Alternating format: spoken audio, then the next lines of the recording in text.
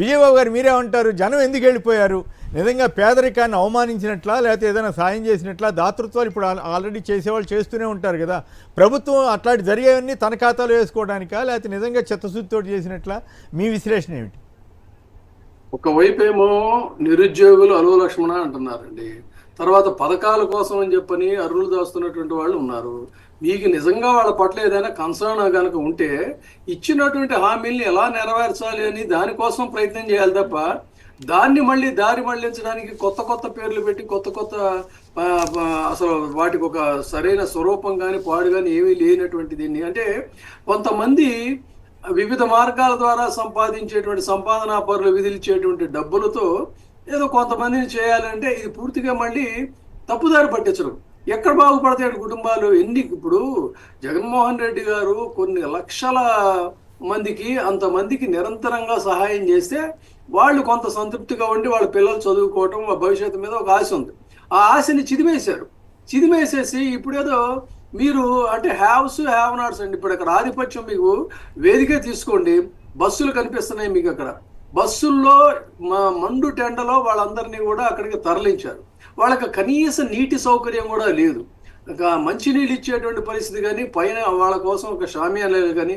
ఇటీవల మీరు రాజకీయ కార్యక్రమాలు చూడండి, పొలిటికల్ మీటింగ్స్కి ఏం చేస్తున్నారు, పైన పందిళ్ళు వేసి కంఫర్టబుల్గా కూర్చోబెడుతున్నారు.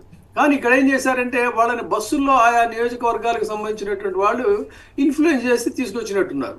మీకు గడచిన 3 రోజుల నుంచి ఉభయ తెలుగు రాష్ట్రాల్లో కూడా ఎండలు మండిపోతున్నాయి, దాదాపు 40 డిగ్రీలు దాటుతున్నటువంటి సందర్భం అని చెప్పారు.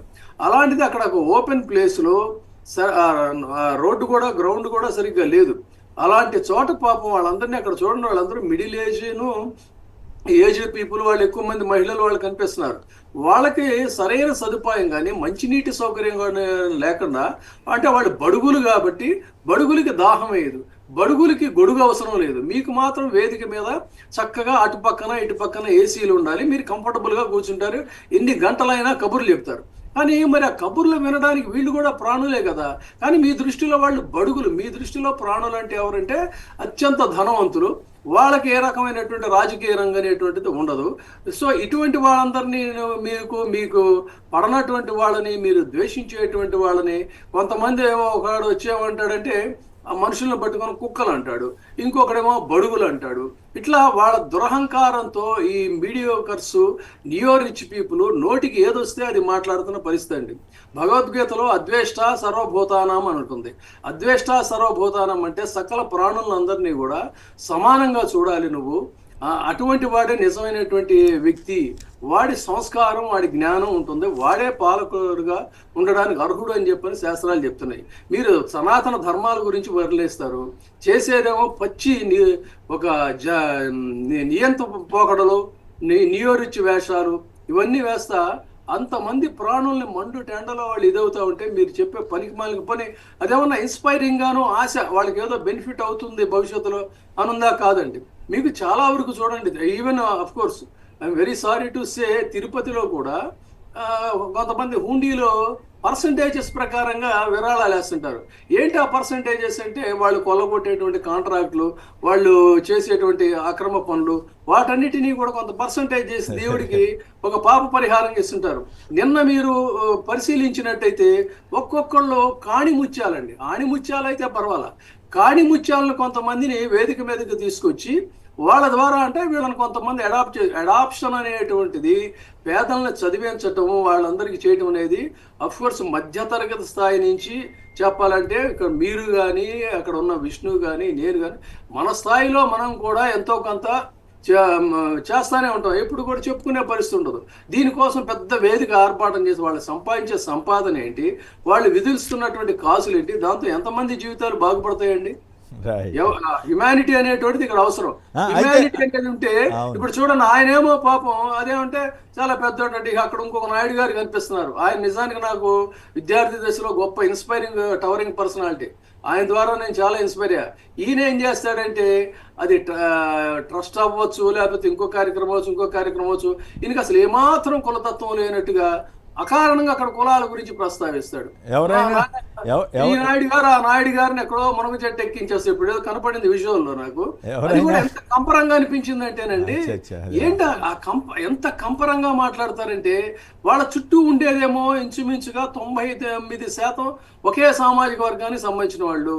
వీళ్ళకి అసలు కులం గురించి అవతల వాళ్ళు ఎవరో వచ్చి సమాజాన్ని పాడి చేసేస్తున్నారని, వీళ్ళు అసలు కులాలకు అతీతంగా వ్యవహరిస్తున్నారని, గొప్ప సామాజిక స్పృహతో ఇదవుతున్నారని ఇలాంటి ఉపన్యాసాలన్నీ ఇస్తున్నారండి. అయితే ఇక్కడ పాయింట్ విజయబాబు గారు, ఇప్పుడు సునీల్ గారు వైసీపీ తరఫున పోటీ చేసి ఓడిపోయినాడు కదా, ఆయన్ని వేదిక ఎట్లా ఎక్కించారు?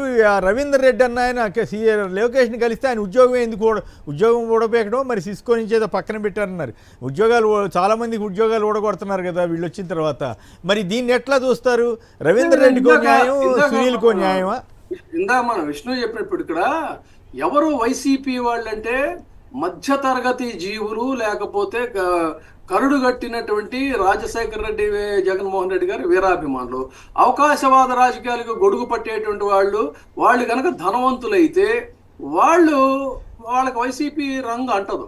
అదే మధ్యతరగతి జీవులు, ఇతర కమిటెడ్ వర్కర్స్ అయితే వాళ్ళు నేరస్తులు. వాళ్ళ దృష్టిలో వైసీపీ కార్యకర్తలు కూడా కాదు, వైసీపీ నాయకులు కూడా కాదు, వాళ్ళు కరుడు కట్టిన నేరస్తులు. వీళ్ళు మాత్రం కాణిముత్యాలు, ఆణిముత్యాలు. మన కాణిముత్యాలు ఎవరైతే ఉంటారో వాళ్ళ దృష్టిలో ఆణిముత్యాల కింద లెక్క. అందుకని వాళ్ళని హక్కును చేర్చుకుంటారు. వాళ్ళకి ఎలాంటి మినహాయింపులు ఇందా మీరు అన్నారు కదా, చూస్తున్నారు, విన్నారు, బడుగు వర్గాలు. ఎవడండి అనేది బడుగు వర్గాలు ఏంటంటే ఎవడు బడుగండి? ఒకప్పుడు నువ్వు బడుగు కాదా? బడుగువి రకరకాలుగా అక్రమ మార్గాల్లో అడుగులు వేసుకుంటూ ఈ స్థాయికి వచ్చావు కాబట్టి నువ్వు ఇవాళ ఏదో పెద్ద ధనవంతుడిలాగా వాళ్ళని బడుగు వర్గాలు అని చెప్పని ఎక్కిల్ చేస్తున్నావు.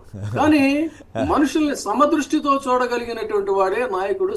సమభావన అనేటువంటిది ఉండాలి. విద్యా వినయ సంపన్నే బ్రాహ్మణే గవిహస్తిని సునిచైవ స్వపాకేచ పండితా సమదర్శన అని భగవద్గీత చెప్తుంది. ఎవడైతే గోవుని కానీ, ద్విజుణ్ణి కానీ, అంటారా అనేటువంటి వాడిని కానీ, కుక్కని కానీ, ఆ సకల ప్రాణుల్ని కూడా సమదృష్టితో చూస్తాడో వాడు జ్ఞాని, వాడే మనిషి, వాడే సంస్కారవంతుడు. మీకు బడుగులు కనపడతారు, తోకలు కట్ చేసేటువంటి ఇంకొక బీసీలు కనిపిస్తారు. ఎవడైనా ఫలానా దీంట్లో కులంలో పుట్టాలని నేనైతే ఉచ్చరించను ఇలాంటి మాట. అంటే మనుషుల్ని కులాల పరంగా, మతాల పరంగా, ప్రాంతాల పరంగా, ఆర్థిక పరంగా ఎంత విడదీసి చీల్చి చూసేటువంటి కుహన రాజకీయ నాయకులండి మీరు. ఎంత దుర్మార్గంగా వ్యవహరిస్తూ ఫుల్ ఎంజాయ్ చేస్తున్నారు. ఇవాళ పవర్ దేనికోసం అంటే ప్రజా సంక్షేమం కోసం, సమాజ అభివృద్ధి కోసం అనేది మర్చిపోయి ప్రజాధనంతో వినోద కార్యక్రమాలు ఏర్పాటు చేసుకొని వికటాటహాసం చేస్తున్నారు. ప్రజాధనంతో అక్రమ కేసులు బనాయించి వాడెవడికో కోట్లాది రూపాయలు ప్రజాధనాన్ని ఇష్టారాజ్యంగా పేలపిండిలాగా, పప్పు బెల్లాలాగా పంచి పెడుతున్నారు. వాడికి కోట్ల రూపాయలు డబ్బులు ఇచ్చి ఎలా చేస్తే బాగుంటుంది, ఎలా తొక్కేస్తే బాగుంటుందని సలహాలు తీసుకొని రాజ్యాంగాన్ని తొంగలోకి తొక్కి చట్టాన్ని పేజీలు చించి